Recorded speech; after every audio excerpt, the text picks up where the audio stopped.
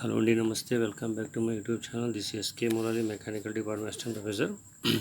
So ఈరోజు మీ ముందుకు ఒక వీడియో తీసుకొస్తున్నాను అనమాట. అదేంటంటే డిప్లొమా సంబంధించి ఎగ్జామ్స్ ఎలా రాయాలని. ప్రీవియస్ వీడియోలో అయితే డిప్లొమా ఎగ్జామ్కి ఎలా ప్రిపరేషన్ అవ్వాలి, ఏంటి దాని గురించి, ఎగ్జామ్ రాసే విధానం, ప్రాసెస్ గురించి చెప్పాను. సో ఇప్పుడు ఏంటంటే ఎగ్జామ్ రాసే విధానం ఏంటంటే మనం ఏ విధంగా రాయాలి, క్వశ్చన్ వైజ్ ఏ విధంగా చూస్ చేసుకోవాలి, ఏంటి అని దాని గురించి అనమాట. వీడియో పూర్తిగా చూడండి, స్కిప్ చేయకుండా.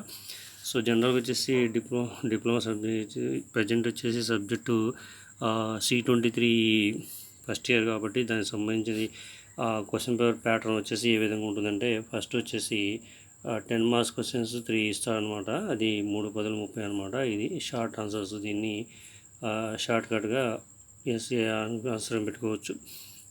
పార్ట్ 2 వచ్చేసి ఒక్కొక్కటి 10 మార్క్స్ అనమాట.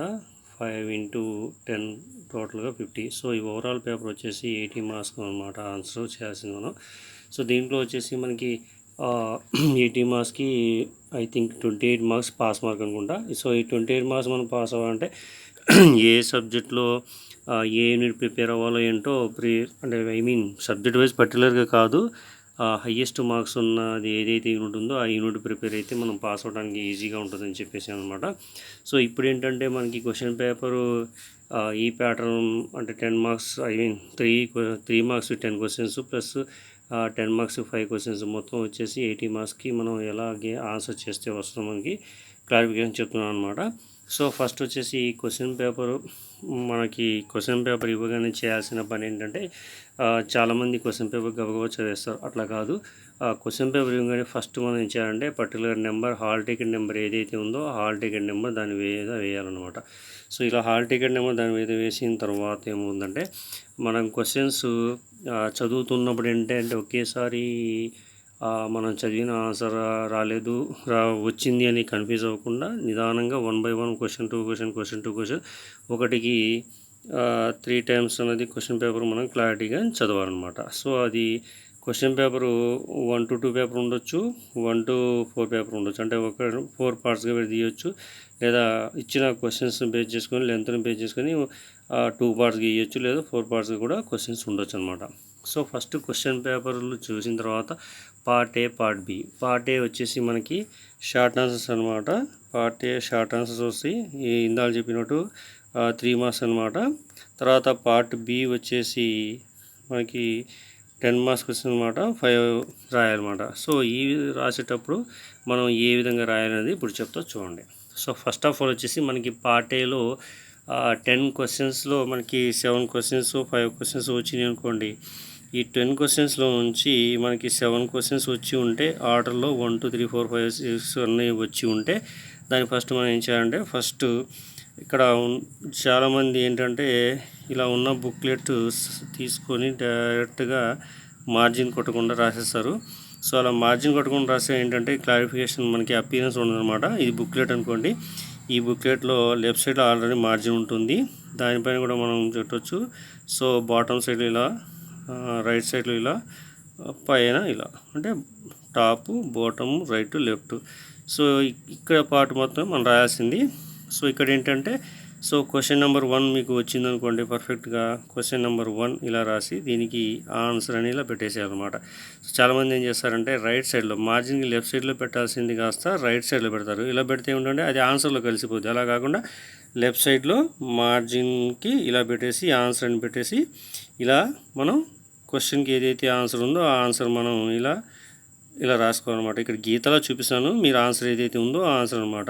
సో ఇక్కడ ఏంటంటే మీకు 3 మార్క్స్ క్వశ్చన్ అనుకోండి, 3 steps 4 steps మాత్రమే రాయాలి. అలా కాకుండా పేజీ మాత్రం రాయకూడదు, ఎందుకంటే తక్కువ మార్క్ ఉన్నప్పుడు ఆన్సర్ తక్కువగా ఇవ్వాలి. సో ఎగ్జాంపుల్ చెప్పాలంటే మీకు ఫస్ట్ క్వశ్చన్ ఆన్సర్ వచ్చేసింది అనమాట. ఫస్ట్ క్వశ్చన్ ఏదైనా ఒక సబ్జెక్ట్ అనుకోండి, ఫస్ట్ క్వశ్చన్ సపోజ్ కెమిస్ట్రీ అనుకోండి. ఈ కెమిస్ట్రీలో మీకు first question electrons charge plus protons charge, తర్వాత వచ్చేసి న్యూట్రాన్ ఛార్జ్ రాయమని అనుకుంది ఎగ్జాంపుల్కి. సో ఇది రావచ్చు, రాకపోవచ్చు, వచ్చి ఉండొచ్చు కూడా ప్రీవియస్ ఎగ్జామ్స్ అయినా దానికి సంబంధించి. సో ఫస్ట్ మనకి ఎలక్ట్రాన్స్ ఈ విధంగా ఉంటాయి, ప్రోటాన్స్ ఏ విధంగా ఉంటాయి, ఛార్జెస్ రాయమంట. అంటే ఎలక్ట్రాన్స్ రాసేది ఫస్ట్, ఎలక్ట్రాన్స్ ఇలా రాసిన తర్వాత నెగిటివ్ ఛార్జ్ అని ఇలా రాస్తాం. తర్వాత ప్రోటాన్స్ వచ్చేసి పాజిటివ్ ఛార్జ్ అని ఇలా రాస్తాం. న్యూట్రాన్స్ వచ్చేసి నల్ వాల్యూ ఆర్ జీరో ఇలా రాస్తాం. సో దీనికి అంటే పర్టికులర్గా ఈ పొజిషన్స్ రాయడం కాదు, ఆ క్వశ్చన్లు ఇచ్చినవి ఆర్డర్లో electron charges shows to negative value, proton charge shows to positive value, neutrons value shows to null value, ఈ విధంగా రాయాలి. సో దీనికి ఏమవుతుందంటే దీనికి ఒక మార్కు, దీనికి ఒక మార్కు, దీనికి ఒక మార్కు అవుతుంది. నెక్స్ట్ సపోజ్ ఇంకో క్వశ్చన్ ఇచ్చింది అనుకోండి, pH what is pH value అని. pH వాల్యూ అంటే పొటెన్షియల్ హైడ్రోజన్ అనమాట. సో దీంట్లో క్వశ్చన్లో డిఫైన్ pH వాల్యూ అంటే తర్వాత ఫార్ములా కూడా రాయమంటారు. అప్పుడు ఏం చేయాలంటే సో మనకి ఫార్ములా గుర్తుందనుకోండి, ఫస్ట్ కొంత ఇంత గ్యాప్ ఇచ్చేసి pH is equal to minus log of H plus ion అంటే హైడ్రోజన్ అనమాట. సో ఇది ఇలా బాక్స్ కొట్టండి. ఇలా బాక్స్ కొట్టిన తర్వాత డెఫినేషన్ ఏంటంటే the negative logarithmic of hydrogen లేదా the negative logarithmic of hydrogen ion is called pH value అని రాసిన తర్వాత ఈ ఫార్ములా ఏదైతే ఉందో ఈ ఫార్ములా ఇలా రాస్తే దీనికి బాక్స్ కొట్టండి.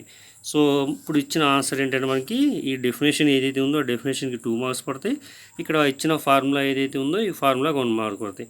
ఇలా కాకుండా మీరు ఇంకా దీన్ని ఎలా చేయాలంటే pH is equal to potential hydrogen రాయొచ్చు, H ప్లస్ అని అంటే హైడ్రోజన్ రాయొచ్చు, మైనస్ లాగ్ అంటే నెగిటివ్ వాల్యూ ఆఫ్ లాగరిథమిక్ అని కూడా రాసుకోవచ్చు. ఇది second question.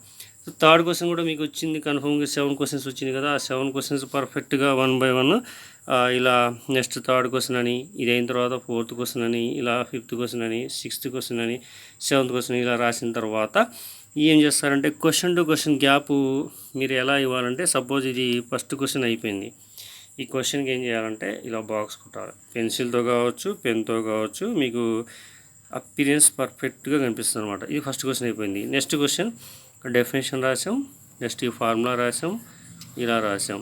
Next third questions, suppose third questions difference between అని ఏదైనా ఇచ్చామనుకోండి, డిఫరెన్స్ బిట్వీన్ ఆల్ఫా బీటా అని ఇవ్వచ్చు, డిఫరెన్స్ బిట్వీన్ ఏది దాంట్లో టాపిక్లో ఉన్న సపోజ్ ఇక్కడ difference between alpha and beta అని అనుకోండి. డిఫరెన్సెస్ ఎలా రాయంటే ఇలా ఒక బాక్స్ కొట్టాలన్నమాట.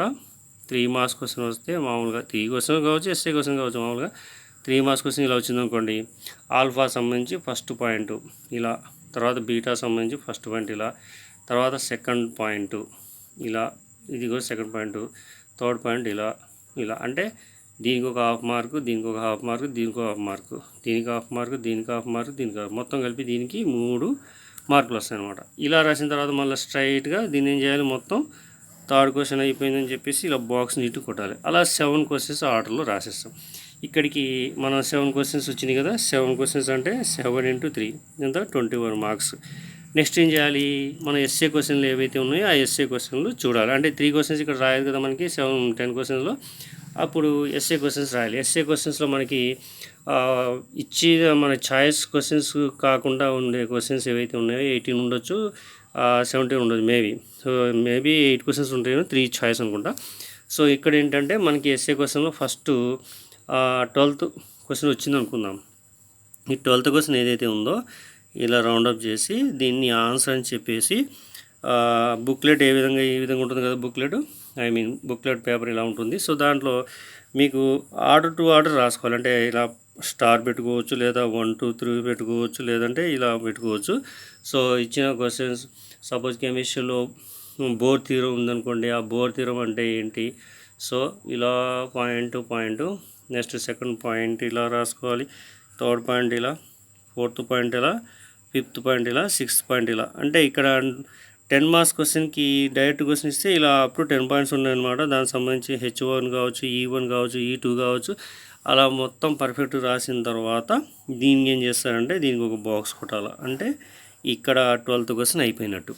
సో చూడటానికి ఇక్కడ క్లియర్గా కరెక్షన్ చేసే సార్ ఎవరైతే ఉన్నారో వాళ్ళకి అబ్జర్వ్ క్లారిటీ కనిపిస్తుంది అన్నమాట.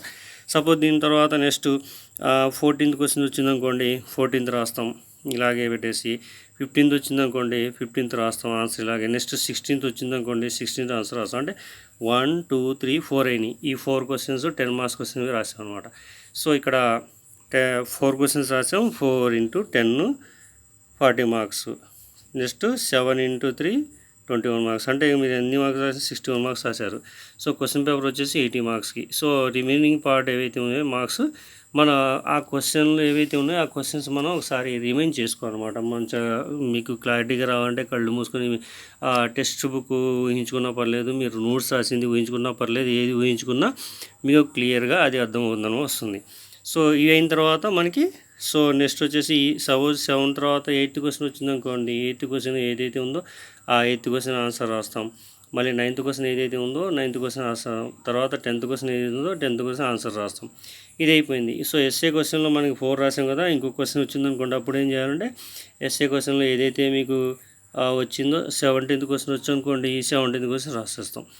ఇదా మనకి ఏవైతే వచ్చినా పర్ఫెక్ట్గా ఆర్డర్లో 1 2 3 4 అలా రాసిన తర్వాత రిమైనింగ్ ఆలోచించి రాస్తాం అన్నమాట. ఇవి కాకుండా మీకు ఛాయిస్ వచ్చిందనుకోండి, పక్కన ఛాయిస్ అని పెట్టేసి రాయండి, నో ప్రాబ్లం. ఇలా కాకుండా మీరు ఎగ్జామ్ మీకు వచ్చిన క్వశ్చన్ వచ్చినట్టు వరుసగా రాయటం విధానం జిగ్జాగ్లో రాశారనుకోండి. జిగ్జాగ్ అంటే ఏం లేదు, సపోజ్ మీకు ఒక ఫస్ట్ క్వశ్చన్ వచ్చింది, ఇది రాశారు.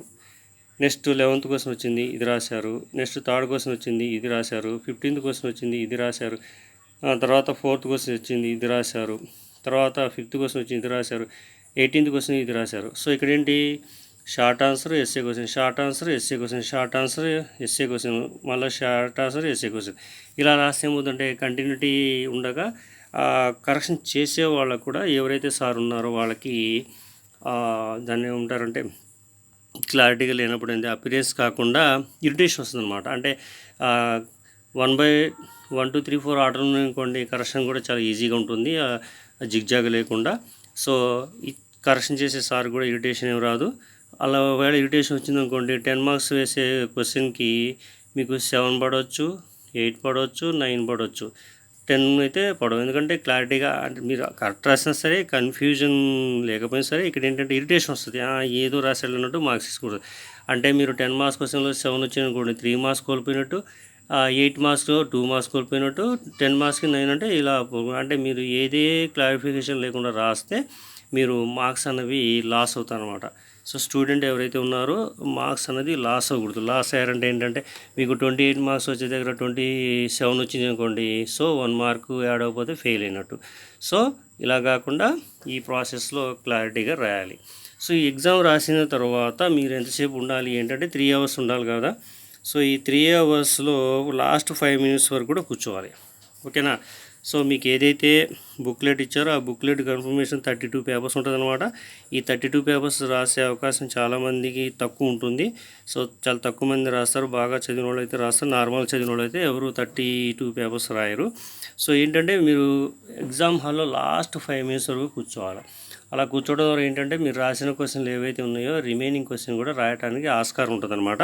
సో ఇక్కడ డిప్లొమా ఎగ్జామ్లో ఎలా ఉంటుందంటే 10th ఇంటర్ పేపర్ ఎగ్జామ్ రాసేటప్పుడు దానికి స్టాంపు లేకపోలేదు. కానీ ఇక్కడ ఏంటంటే డిప్లొమాలో ది ఎండ్ అని స్టాంప్ ఒకటి ఉంటుంది అనమాట. ది ఎండ్ స్టాంప్, ఇది ది ఎండ్ స్టాంప్ లెటర్ కొట్టిన తర్వాత మీ బుక్లెట్లో ఇంకేమీ ఎగ్జామ్లో ఆన్సర్ రావడానికి ఆస్కారం లేదనమాట. సో దానికోసం ఏంటంటే మీరు లాస్ట్ 5 మినిట్స్ వరకు కూర్చోండి. లాస్ట్ 5 మినిట్స్కి అన్నీ రాసిన తర్వాత ఛాయిస్ రాసి కూడా అవకాశం ఉందనుకోండి, అయిపోయిందనుకోండి, ఇక రాయడానికి ఆస్కారం ఏం లేదని చెప్పేసి మీరు అప్పుడు ఇన్విజిలేటర్ పిలిచి సార్ అయిపోయింది అండ్ స్టాంప్ కొట్టని చెప్పేస్తే ఇక్కడ ఉన్న బుక్లెట్ ఏదైతే ఉందో ఈ బుక్లెట్లో మీరు ఇక్కడ దాకా రాశారనుకోండి, సో ఇక్కడ ద ఎండ్ అని స్టాంప్ వేస్తారనమాట. సో అలా కాకుండా మీరు ఇక్కడ 2 పేజీలు వదిలేసుకొని ఇక్కడ రాస్తా అంటే ఇక్కడ ఎండ్ స్టాంప్ వేయకూడదు. సో మీరు పర్ఫెక్ట్గా రాయకపోతే ఇక్కడ ప్రాబ్లం అవుతుంది అనమాట. అందుకని సో ఎండ్ స్టాంప్ కంప్లీట్గా మీరు 5 మినిట్స్ లాస్ట్ వచ్చేంత వరకు కూడా ఎండ్ స్టాంప్ వేయించుకోకండి. సో ఓకేనా, మీ రాయడం అయిపోయిన తర్వాత ఎండ్ స్టాంప్ వేయించుకోండి, లేదంటే మీరు ఛాయిస్ క్వశ్చన్ రాసే అవకాశం అనేది ఉండదు, ఓకేనా. సో ఇది ఎగ్జామ్ రాసే క్లియర్గా 1 by 1 ప్రాసెస్ అనేది ఇలా రాస్తాం అనమాట ఎగ్జామ్, ఓకేనా. సో ఎగ్జామ్ ఈ విధంగా రాయండి. ఒకవేళ ఈ ప్రాసెస్ మీకు ఎవరైనా చెప్పి ఉంటే నో ప్రాబ్లం, చెప్పకపోతే ఇది టోటల్గా చూడండి. ఈ వీడియో కానీ మీకు నచ్చితే లైక్ చేయండి, వేరే మీ ఫ్రెండ్స్ ఎవరైతే ఉన్నారో వాళ్ళకి సబ్స్క్రైబ్ చేయండి. సో ఈ ప్రాసెస్లో రాసిన తర్వాత ఖచ్చితంగా మీకు మంచి మార్కులు వస్తాయి. సో చదివేటప్పుడు కూడా క్లారిటీగా పర్ఫెక్ట్గా చదవండి, రాసేటప్పుడు కూడా క్లారిటీగా పర్ఫెక్ట్గా రాయండి. ఇంకోటి ఏంటంటే క్లాస్లో ఎంటర్ అయిన తర్వాత మీరు క్వశ్చన్ పేపర్ తీసుకున్న తర్వాత ఆన్సర్ ఎగ్జామ్ అయ్యేంత వరకు వేరే వాళ్ళతో అస్సలు మాట్లాడకూడదు. ఇలా మాట్లాడారనుకోండి మీకు టైం వేస్ట్, అవతలోడికి ఒకవేళ అబ్జర్వర్ వచ్చాడంటే మిమ్మల్ని పట్టుకుంటారు, బయటికి గెంటేస్తారు, డిబార్ కూడా చేయొచ్చు. సో ఈ డిబారింగ్ అంటే కాపీ కొట్టేటప్పుడు ఎలా ఉంటుంది అనేది నేను మీకు నెక్స్ట్ వీడియోలో ఎక్స్ప్లెయిన్ చేస్తాను. ఓకేనా? సో ఈ వీడియో మీకు నచ్చితే లైక్ చేయండి, కామెంట్ చేయండి, సబ్స్క్రైబ్ చేయండి. ఓకేనా? So thank you.